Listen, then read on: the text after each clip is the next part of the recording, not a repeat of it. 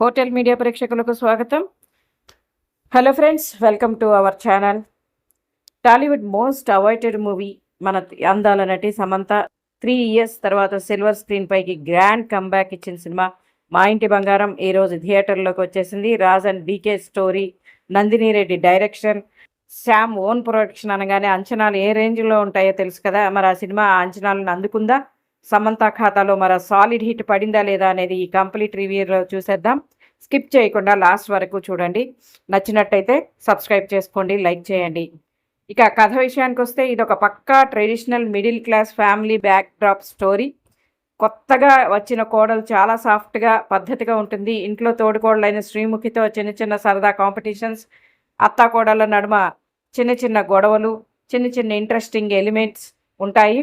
అదేవిధంగా వీళ్ళిద్దరి మధ్య టామ్ అండ్ జెర్రీ లాగా కామెడీ ఉంటుంది. ఫస్ట్ హాఫ్ అంతా సమంత శ్రీముఖి మధ్య వచ్చే సీన్స్, ఒకరి మీద ఒకళ్ళు పైచేయి సాధించడానికి చేసే కామెడీ, చిన్న చిన్న సెంటిమెంట్లు చాలా సరదాగా సాగిపోతాయి.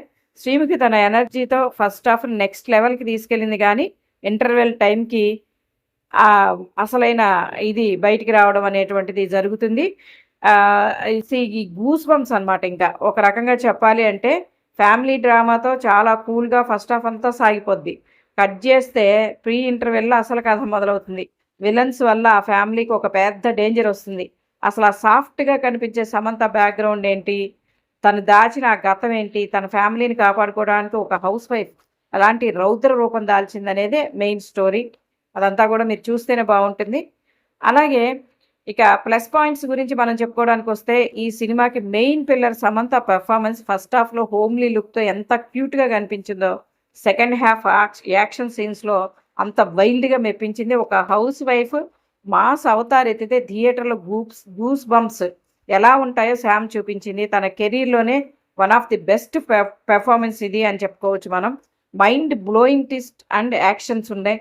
ఇంటర్వెల్లో వచ్చే ట్విస్ట్ సినిమా రేంజ్ని మార్చేస్తుంది.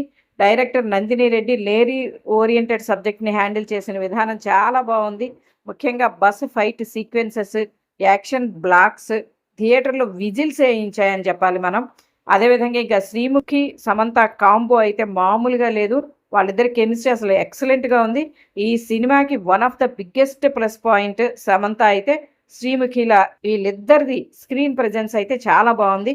ఇద్దరు టాప్ లేడీస్ ఒక ఫ్రేమ్లో కనిపించినప్పుడు, ఇద్దరు అందమైన ఆడపిల్లలు, థియేటర్లో ఎనర్జీ మామూలుగా లేదు. ముఖ్యంగా ఫస్ట్ హాఫ్లో వీళ్ళిద్దరి మధ్య వచ్చే టామ్ అండ్ జెర్రీ లాంటి కామెడీ సీన్స్, డైలాగ్స్ ఆడియన్స్ని విపరీతంగా నవ్విస్తాయి.